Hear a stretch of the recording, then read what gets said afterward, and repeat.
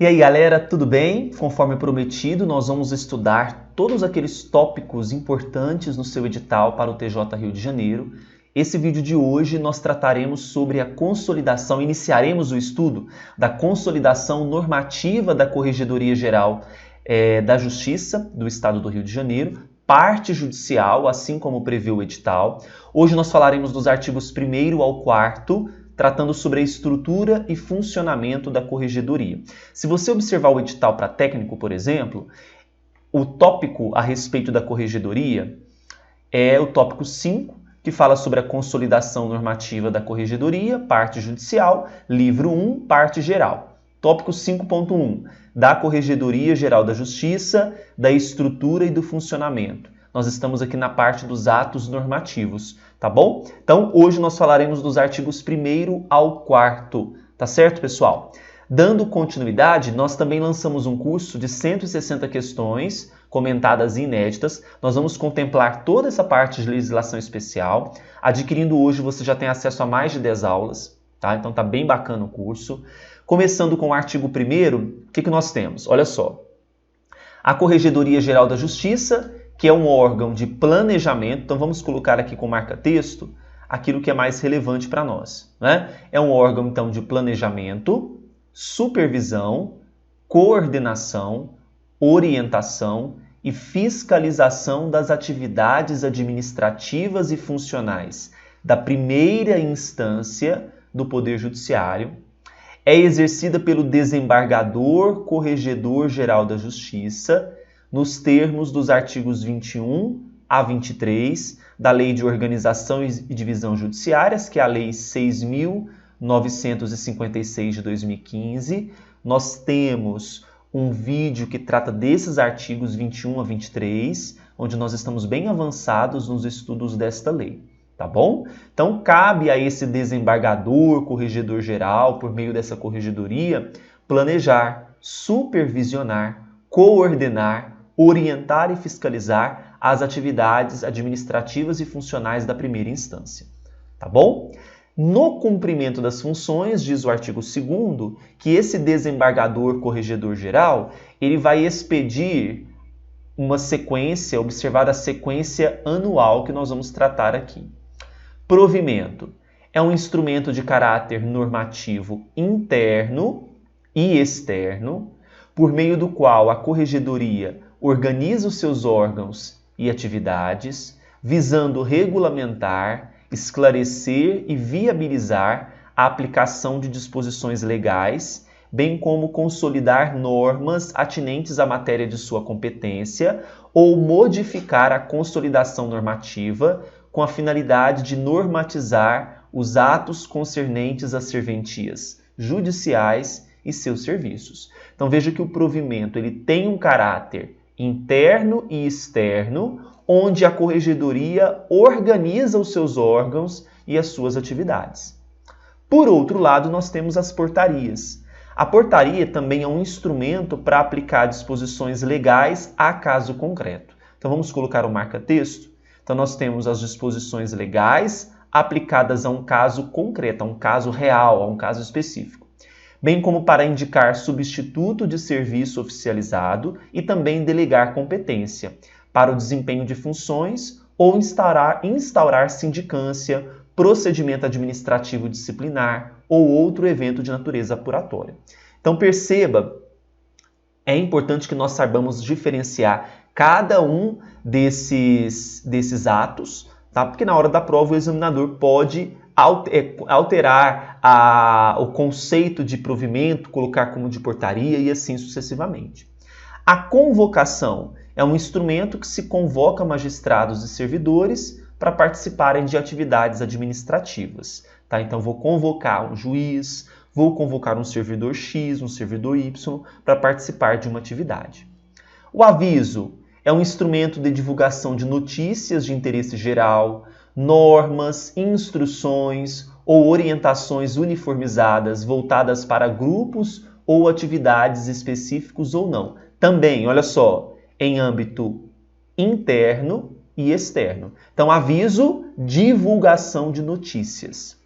Ordem de serviço Instrumento para transmitir no âmbito interno, então cabe aqui nós colocarmos com marca-texto âmbito interno da unidade organizacional, ordens uniformes aos subordinados, visando organizar as atividades de estrutura interna, indicando a maneira de ser conduzido determinado serviço ou atividade. Então vou colocar aqui para vocês, olha, a ordem de serviço, âmbito interno, ordens uniformes, ou seja, ordens padronizadas, indicando a maneira de ser conduzido determinado serviço ou atividade.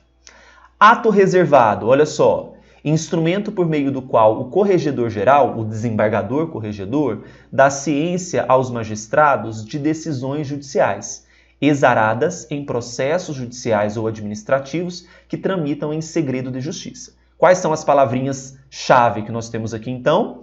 Primeiro, eu tenho corregedor. Esse corregedor dá ciência a magistrado sobre decisões judiciais que tramitam em segredo de justiça, tá bom? Ou seja, processos judiciais ou administrativos que tramitam em segredo de justiça.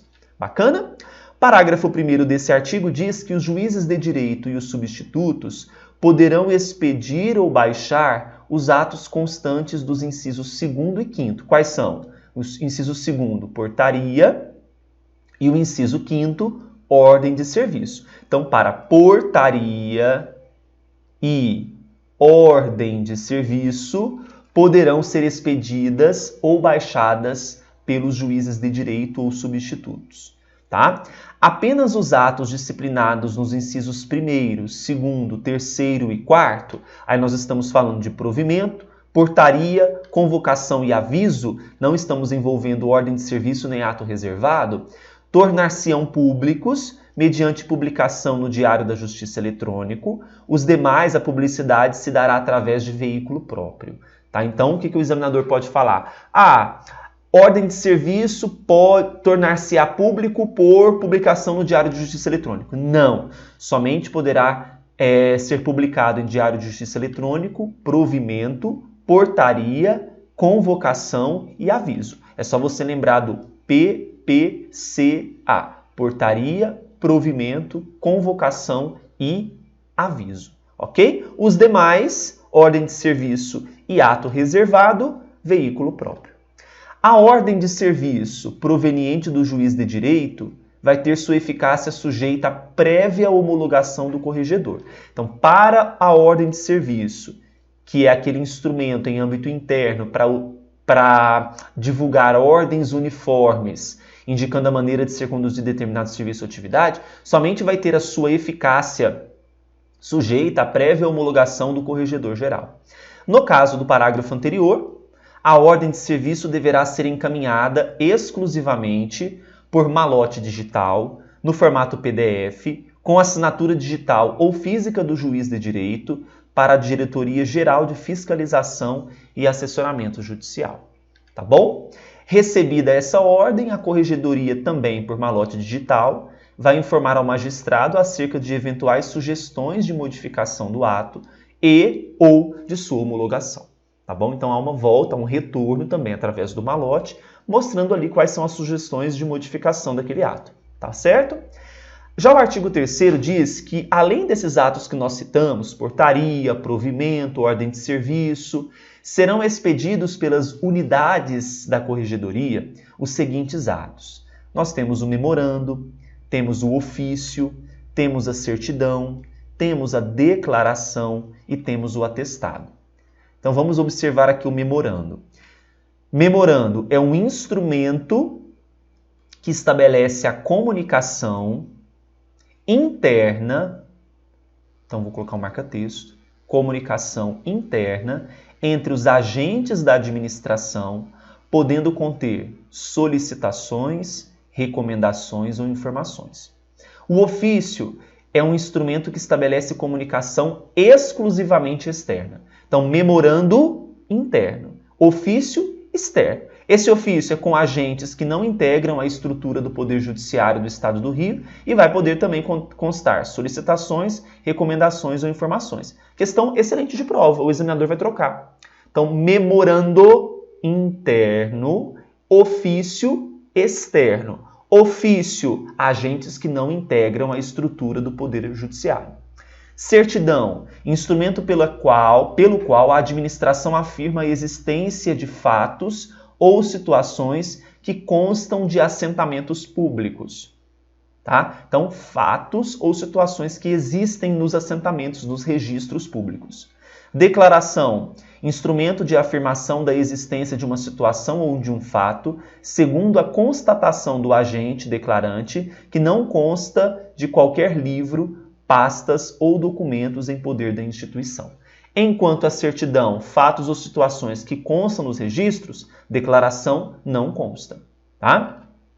Atestado, instrumento destinado à comprovação, mediante valoração do agente, de situação ou de fato transeunte concernente à administração, mas que não consta de qualquer livro, pastas ou documentos em poder da instituição. Então, atestado, palavra-chave, comprovar, comprova uma situação ou um fato concernente à administração.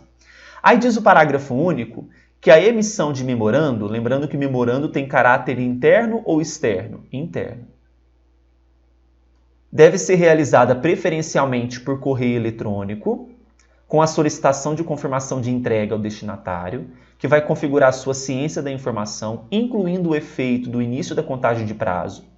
Quando houver anexos que não possam ser digitalizados, o memorando deve seguir via sistema corporativo de protocolo administrativo, que é chamado de PROT.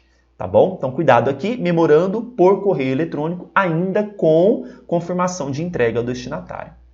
O artigo 4º, por sua vez, diz assim: no cumprimento das suas funções, os juízes auxiliares da corregedoria e os servidores habilitados poderão elaborar parecer, rotina administrativa e manual. O que é um parecer? É um instrumento para expor manifestação técnica ou jurídica sobre uma matéria versada em processo administrativo. Então, parecer, instrumento com manifestação técnica ou jurídica.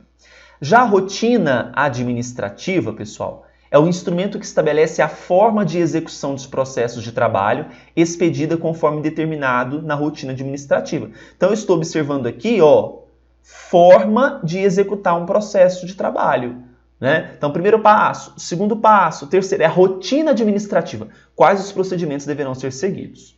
Manual. Manual é mais amplo, é o documento complementar à rotina administrativa, destinado a reunir informações acerca de informativos, software, produtos, serviços, informações a usuários internos ou externos, que por razões de ordem prática ou técnica devam permanecerem separados da rotina administrativa e expedidos conforme a rotina administrativa.